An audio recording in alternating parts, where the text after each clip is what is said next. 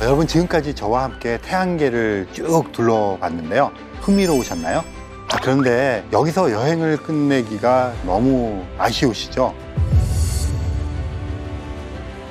오늘은 시선을 바깥쪽으로 돌려서 외계 행성을 찾아서 떠나보려고 합니다.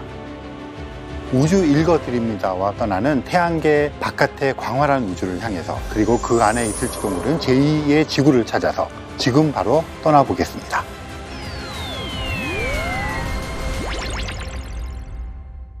안녕하세요. 천문학 박사 이명현입니다. 우리가 태양계 이야기를 하다 보면 자연스럽게 우주에 대해서 더 많은 의문을 품을 수밖에 없는데요. 드넓은 우주에 과연 태양과 같은 별은 하나뿐일까? 그리고 지구처럼 생명체가 살 수 있는 행성은 또 어디에 있을까? 이런 의문을 풀기 위한 시작점이 바로 외계 행성을 찾는 일입니다. 외계 행성 그러는데요. 근데 이 외계라는 단어가 이럴 때는 이렇게 쓰이고 저럴 때는 저렇게 쓰입니다. 예를 들어서 행성이라는 거는 이제 태양 주위에 있는 수성, 금성, 지구, 화성, 목성, 토성, 천왕성, 해왕성을 행성이라 그러잖아요. 근데 태양계 바깥에 또 다른 태양계 같은 게 있을 거 아니에요?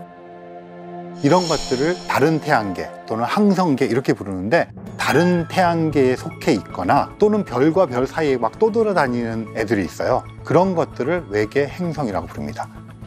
그러니까 이때 외계는 태양계 바깥이라는 뜻이에요. 또 한편은 우리가 외계인이란 말 쓰잖아요. 또는 외계 생명체. 그때의 외계는 지구 밖이라는 뜻입니다. 화성에서 생명체가 발견되면 그건 외계 생명체예요. 은하라는 게 있습니다. 태양계 같은 것들이 수천억 개가 모인 집단을 우리 은하라고 부르는데요. 우리 은하 말고 다른 은하를 우리말로는 외부 은하 그렇게 부릅니다. 근데 일본에서는 외계 은하 그렇게 부르거든요. 이때의 외계란 말은 우리 은하 바깥을 또 외계라 그럽니다. 그러니까 이 외계란 말이 사실은 통일되어서 쓰는 말이라기보다는 각각의 상황에 따라서 다르게 쓰이고 있다, 그렇게 말씀을 드리겠고요. 우리가 얘기하는 외계 행성에서 이 외계는 태양계 바깥이다, 그렇게 생각을 하시면 되겠습니다. 그렇다면 외계 행성은 언제 처음 발견됐을까요? 펄사라고 하는 천체가 있는데, 펄사라고 하는 천체는 중성자별이 굉장히 빨리 도는 천체를 펄사라고 부릅니다.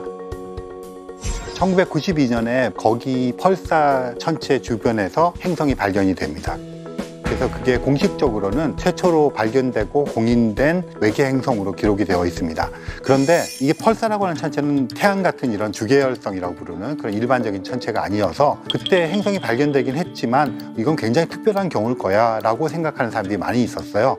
그러다 1995년이 되어서 주계열성 주변에서 행성이 발견이 됩니다.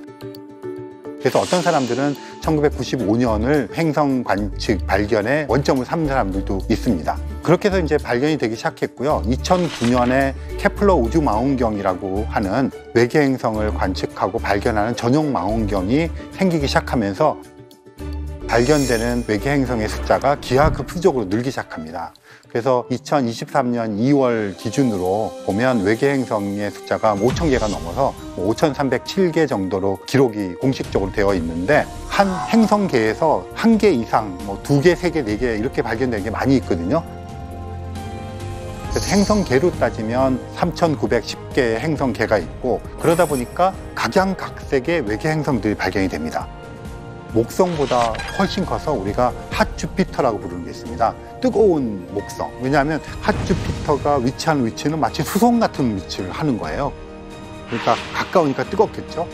그래서 뜨거운 목성 이렇게 부르는 것도 있고, 지구보다 2~3배 정도 큰 태양성 크기에 준하는 슈퍼지구라고 하는 것도 발견이 많이 되고 있고요. 그래서 우리는 태양계만을 볼 때는 안쪽에 작은 암석질의 행성들이 있고 바깥쪽에 거대한 기체 행성들이 이렇게 있는 것을 왜 그렇게 이루어져 있는가 하는 것들을 설명하는 게 태양계 형성 이론인데요. 외계 행성을 발견하다 보니까 그 순서가 목성보다 큰 게 수성 위치에 있고 막 이렇게 뒤죽박죽 돼 있는 것이 되게 많은 거예요. 그 말은 태양계 형성 이론보다 더 포괄적인 행성의 형성 이론이 있을 것이고, 그것에 특정한 조건이 되었을 때 태양계 같은 행성계가 형성되었을 거다, 이렇게 우리가 생각해 볼 수 있잖아요. 그런데 지금은 어떤 단계냐면, 태양계 형성 이론을 바탕으로 지금까지 발견된 외계 행성계들의 물리적인 특성 분포를 바탕으로 이 외계 행성계라고 하는 것은 그냥 외계자를 빼버리고 전체를 행성계란 말로 해서 통틀어서 이 전체를 설명할 수 있는 통합된 행성계 이론을 만들려고 하고 있습니다. 그런데 외계 행성을 관측을 하는 과학적인 목적을 크게 나누면 두 가지가 있는데요. 이 행성들의 형성 이론을 우리가 알고 싶은 기원에 대한 문제가 있고요. 또 한 가지 굉장히 중요한 것은 생명에 대한 것입니다. 왜 그러냐면 우리가 알고 있는 생명체가 존재하고 있는 천체가 지구잖아요. 그럼 지구에서 생명체가 존재하는 양상을 보니까 생명체가 존재하기 위한 조건들이 있어요. 하나는 액체 상태의 물이고요.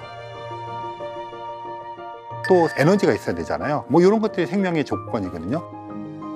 그래서 이런 생명의 조건 중에서 이제 자연 조건이 형성되는 것들이 갖춰져 있는 행성들을 찾으려고 하고, 그러다 보니까 이제 지구와 질량도 비슷하고 이런 것들을 찾아내기 위한 것들을 많이 합니다.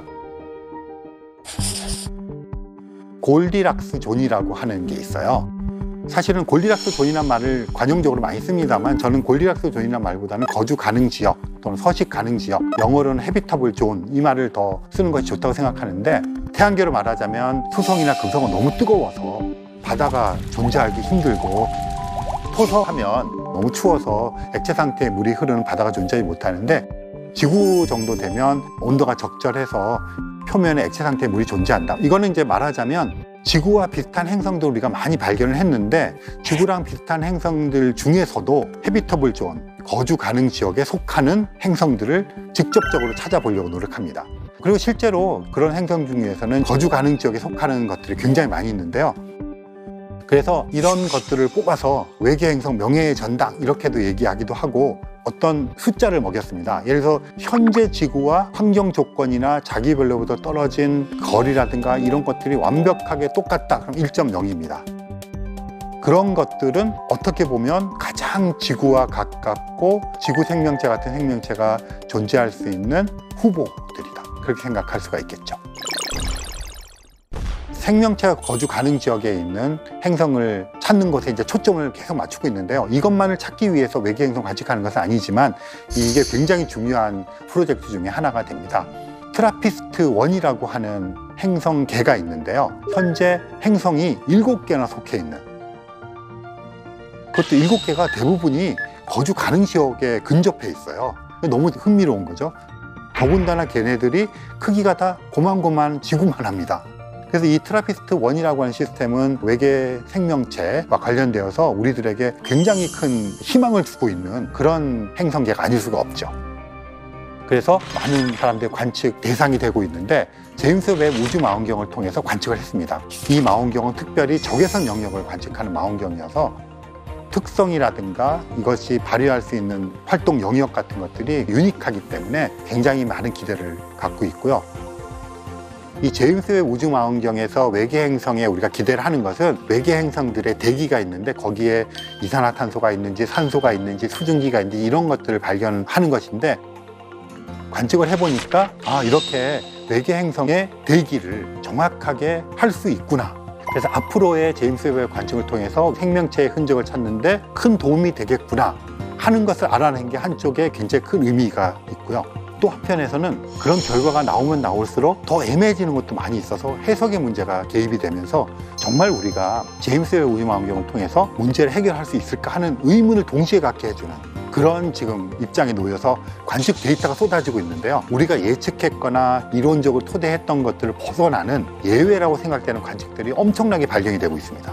그래서 이 트라피스트-1 관측을 통해서 과학자들이 흥분했다가 또 마음이 좀 가라앉았다가 이런 과정에 놓여 있게 됩니다.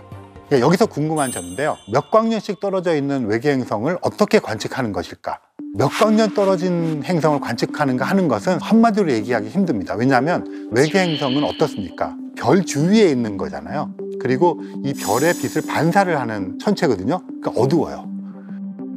그러니까 가깝다 하더라도 관측하기 되게 힘듭니다. 그래서 망원경 얘기할 때 보통 가까이 보인다는 그 배율 문제인데요. 가깝게 봐봤자 이게 그냥 가까워지는 것이지, 천체를 관측하는 망원경들은 배율 같은 것들이 의미가 전혀 없고, 얼마나 멀리 있는 것을 관측할 수 있느냐 하는 건 두 가지 관점인데, 하나는 멀리 떨어져 있는 것이 그 천체라고 분리해낼 수 있는 능력, 그게 분해능인데 그 능력이 있느냐, 그 다음에는 그렇게 어두운 빛을 우리가 인지할 수 있을 정도로 모을 수 있느냐 하는 직광력, 두 가지로 얘기하고 있어요. 그래서 흔히 이제 보통 쌍안경 같은 거 보면 이렇게 막 돌려서 보고 이런 것들은 천체 망원경에서는 고려 대상이 아니고, 지금 말씀드린 망원경의 크기와 면적을 가지고 빛을 얼마나 어두운 빛을 모으느냐 하는 것이 쟁점이 되고 있죠.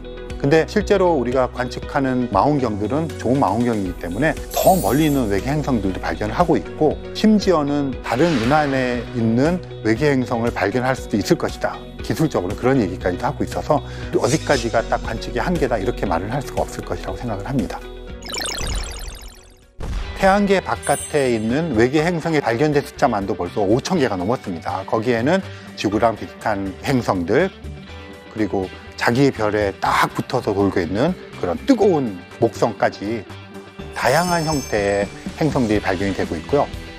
이런 천체들을 관측하고 거기서 외계 행성, 외계 생명체를 찾아내려고 하는 노력하는 것 자체가 사실은 우리 인간에 대한 탐구라고 생각을 합니다. 왜냐하면 지구랑 비슷한 행성을 발견해서 비교를 하고 그 속에 살고 있는 외계 생명체를 발견해서 비교를 하게 되면 그것에 의해서 상대적인 의미에서의 우주 속에서의 인간의, 또 우주 속의 지구의 자리매김을 하게 되면 인간이라고 하는 존재에 대한 정체성의 확립 이런 걸 할 수가 있거든요. 그래서 이 우주를 바라보는 작업은 끊임없이 밖으로 나가는 작업 같지만 사실은 우리 인간을 향한 끊임없는 내부의 탐구라고 저는 그렇게 생각을 합니다.